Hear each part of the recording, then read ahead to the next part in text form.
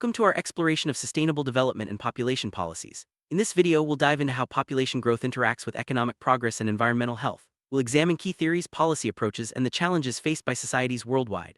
By the end, you'll understand the delicate balance required to ensure both human well-being and a healthy planet. Let's begin by setting the stage with the basic concepts and why these issues are so crucial for our future. Population growth has fascinated thinkers for centuries. Theories about how and why populations expand or contract have shaped policies and debates. Some theories focus on the limits of resources, while others highlight human innovation and adaptability. Understanding these perspectives is essential to grasp the ongoing discussions about development and sustainability. Let's look at the main schools of thought that have influenced global population policy. Malthusian theory, proposed by Thomas Malthus, suggests that while food production increases linearly, population grows geometrically. This means that over time, population growth can outpace food supply, leading to poverty and hunger, a scenario known as the Malthusian crisis. Malthus believed that positive checks like famine and disease and preventive checks such as delayed marriage would naturally limit population growth. His ideas have influenced debates on resource scarcity and population control for generations. Building on Malthus, Neo-Malthusians argue that reducing population can alleviate social problems and promote economic growth. They believe that high population growth, especially in developing countries, leads to resource depletion and environmental degradation. Neo-Malthusians point to examples like famine in Ethiopia and Somalia as evidence of their theory. Their perspective has driven many modern population control policies, though it has also faced significant criticism. Critics argue that Malthusian and Neo-Malthusian theories overlook social and economic causes of poverty. They point out that world food production has often outpaced population growth, and that poverty is more about unequal resource distribution than sheer numbers. Many developing nations now challenge these perspectives, emphasizing their right to define and address their own population issues without external pressure. Esther Boserup, a Danish economist, offered a contrasting view. She argued that population pressure stimulates technological innovation in agriculture. As populations grow, societies intensify farming methods and adopt new technologies to increase food production. This process, according to Boserup, can drive genuine economic growth and development, showing that population growth can be a catalyst for progress rather than a barrier. Julian Simon took an optimistic stance, suggesting that people themselves are the ultimate resource. He believed that human ingenuity and knowledge could overcome resource limitations. As populations grow, so does the pool of creative minds, leading to innovation and solutions for sustaining society. Simon argued that natural resources are not truly finite, as technology can continually expand what is available. From a Marxian viewpoint, poverty is not caused by overpopulation but by unequal access to resources. Marx argued that capitalism creates surplus populations by separating workers from the means of production. Mechanization and land changes force people into wage labor, making poverty a result of social and economic structures rather than sheer numbers. This theory shifts the focus from population control to addressing inequality. Governments around the world use population policies to manage growth, distribution, and structure. These policies are shaped by economic, social, and cultural factors. Broadly, they fall into two categories: pro-natalist, which encourage higher birth rates, and antinatalist, which aim to reduce fertility. The choice of policy depends on a country's unique challenges and goals. Pro-natalist policies are designed to boost fertility rates and population growth.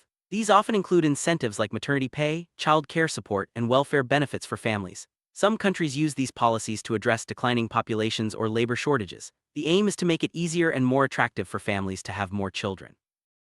Antinatalist policies seek to reduce fertility rates and slow population growth. These can include family planning programs, access to contraception, and public campaigns promoting smaller families. The most famous example is China's one-child policy, which aimed to curb rapid population increase. Such policies are often controversial and must balance social, cultural, and ethical considerations.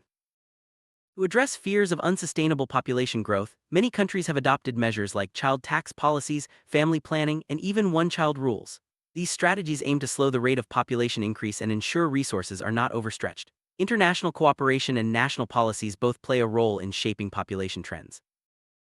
Globally, over half of developing countries have national population policies, and many subsidize family planning services. The United Nations has encouraged countries to develop their own strategies, reflecting a growing commitment to population issues. However, policy statements do not always lead to effective implementation, and challenges remain in translating plans into action. Most common methods of population control include child tax, one-child policies, and family planning.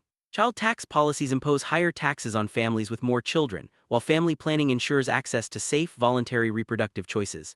These methods aim to balance individual rights with societal needs, and their effectiveness varies by context. Population control methods often face resistance due to cultural, religious, or logistical barriers. Access to reproductive health services can be limited by infrastructure, awareness, or social acceptance. Some groups oppose contraception on moral grounds, making policy implementation complex. Overcoming these challenges requires sensitive, inclusive approaches that respect diverse values. China's one-child policy, introduced in the late 20th century, was one of the most ambitious population control efforts. In 2016, China shifted to a two-child policy, hoping to boost birth rates. However, the change has not resulted in a sustained increase in births, highlighting the complexity of influencing population trends through policy alone.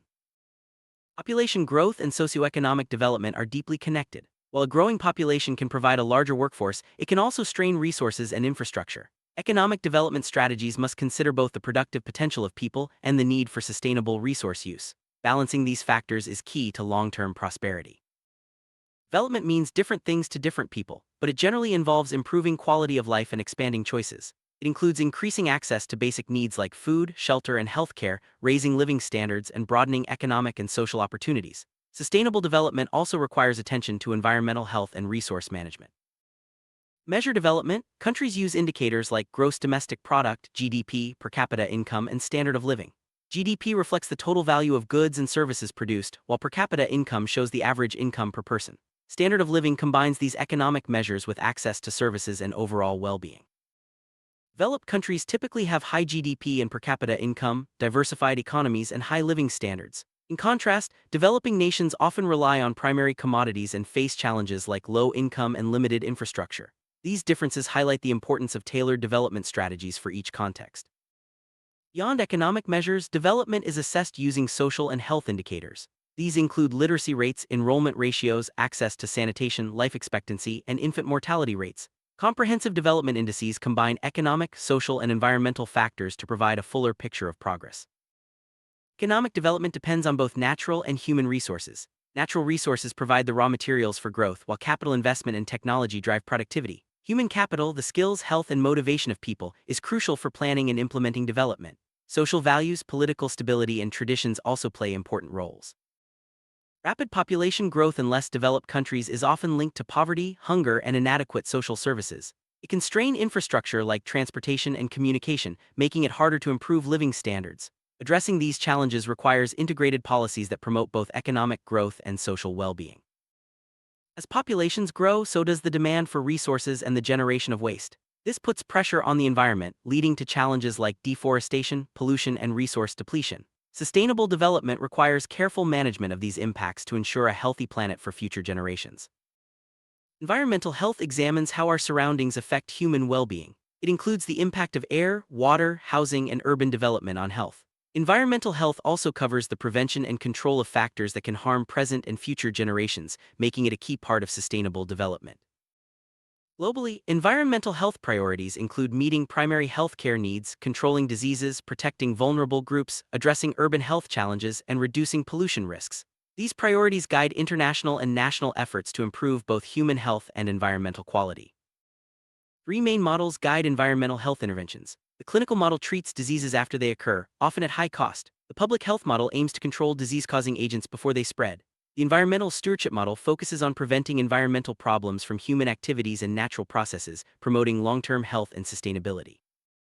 Key principles of environmental health include recognizing air pollution as a major health risk, understanding the broad impacts of environmental degradation, and addressing the disproportionate effects on vulnerable groups. Integrated surveillance and evidence-based policies are essential for effective action.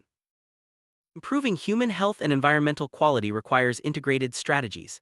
These include reducing resource use, enhancing ecosystem resilience, and promoting sustainable lifestyles. Collaboration between health and environmental sectors can lead to more effective policies and better outcomes for all.